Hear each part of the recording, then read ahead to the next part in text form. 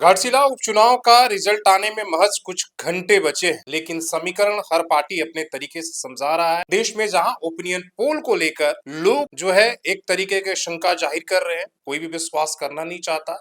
जिसके फेवर में आ रहा है वो कहीं ना कहीं कहता है कि बल्ले बल्ले है, लेकिन जिसके फेवर में ओपिनियन पोल नहीं है वो लगातार उसके विश्वसनीयता को लेकर सवाल उठ रहा है। हालांकि घाटशिला उपचुनाव में किसी तरह का ओपिनियन पोल नहीं हुए हैं। जो भी हुआ है वोटरों का, मतदाता का वोट देने के बाद जो है उनकी जो है एक तरीके से उन्होंने बोला है। हालांकि घाटशिला के जो मतदाता है वोट देने के बाद भी तमाम लोगों को चौंकाया है। एक तरीके से उन्होंने साफ संकेत नहीं दिया है। अलग अलग जगहों पर अलग अलग तरीके की बातें कही गई है। कुछ लोगों ने तो स्पष्ट रूप से कहा कि भाई हमने जेएमएम को सपोर्ट किया, हमने बीजेपी को किया, हमने जेक्लेम को सपोर्ट किया। ऐसे अन्य पार्टियों का उन्होंने नाम लिया, लेकिन कई ऐसे ज्यादातर वोटर थे जिन्होंने सिर्फ जो है आपको कंफ्यूज करने का काम किया है। ऐसे में सवाल है कि क्या सरकार एक तरफ मुख्यमंत्री हेमंत सोरेन से लेकर और तमाम मंत्री और विधायक सभी जो है जिस तरीके से एक महीने तक घाटशिला उपचुनाव में लगे रहे, तो क्या वो काम जो है सरकार के इतना फोकस और मैया योजना और तमाम तरह की योजनाओं के बाद क्या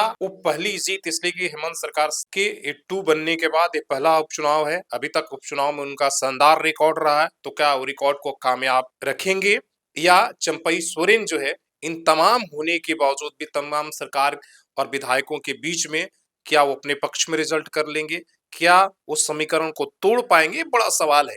देखिए, घाटशिला उपचुनाव से सरकार के सेहत पर कोई फर्क नहीं पड़ेगा, लेकिन इसका जो जीत और हार दोनों पार्टियों के लिए बड़ा संदेश देने वाले आने वाले राजनीति के लिए, वो बीजेपी हो या जेएमएम हो। इससे कुल्हान की राजनीति की दिशा तय होगी। इससे जो है बीजेपी के अंदर चंपई सोरेन की आगे की क्या राजनीति होगी वो भी एक तरह से तय होता है। इसलिए कि वो रिजल्ट अगर लाते हैं तो पूरा का पूरा क्रेडिट कहीं ना कहीं उनका जाएगा, जिस तरीके से वो पहले दिन से ही इस चुनाव में इस बार वो कूद गए। पिछले आप देखा कि पिछले जब आम सभा चुनाव हुआ तो वहां पर चंपई सोरेन अधिक समय नहीं दे पाए थे, इसलिए पूरा झारखंड में दे रहे थे, अपनी खुद की सीट बचानी थी। लेकिन इस बार फर्स्ट डे से घोषणा होने के बहुत पहले से वो इस उपचुनाव में लगे हुए थे, खुद मेहनत कर रहे थे। महा आदिवासी आपने देखा सम्मेलन कराया, तरह तरह की समाज की बैठकें हुई, तरह समीकरण उन्होंने कोशिश किया साधने का।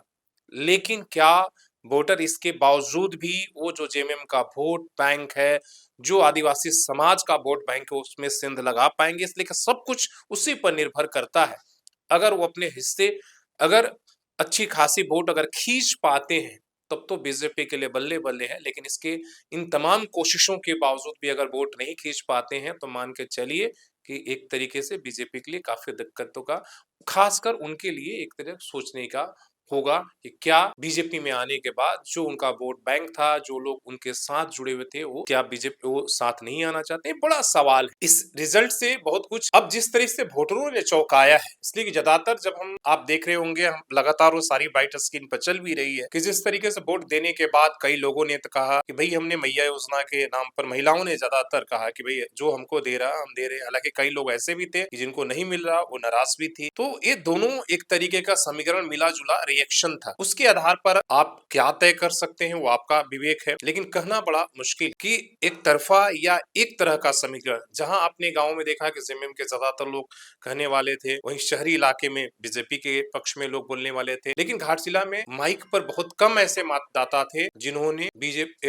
एक तरीके से किसी के पक्ष में बोला। उन्होंने कहा कि हमने अपना काम कर दिया है, देखिए बताने का नहीं है, आने वाला जो है 14 तारीख को तय होगा। तो आने वाला 14 तारीख को तय होगा। और आपको क्या लगता है, घाटशिला उपचुनाव में कमल खिलेगा या फिर जो है वहां पर जो है तीर जो हेमंत सोरेन और जेएमएम की जो है वो कामयाब रहेगा? सुमेश सोरेन अपनी जो फादर का विरासत है उसको बचाने में कामयाब रहेंगे, या जेक्लेम का क्या होगा? इसलिए कि जयराम महतो भी काफी समय दिए हैं, वो किसका समीकरण बिगाड़ेंगे, किसके के जो है किसके लिए? इसलिए कि जेक्लेम जो उस स्थिति में है कि क्या किसी को बिगाड़ने और किसी के लिए जो है जीत को बनाने में एक तरीके से वहां जो समीकरण दिख रहा है कि हो सकता है कि उसका एक बड़ा रोल होगा। इसलिए कि पिछले चुनाव में भी आपने देखा था कि जो घाटशिला का अंतर 5,000, 7,000, 10,000 था, पिछली बार 22,000 का, और उसमें भी कहा जा रहा है कि भाई जेक्लेम का जो वोट का एक, इसलिए कि 8,000 वो अपने पक्ष में लाए, तो इसलिए जीत का अंतर भी बढ़ गया।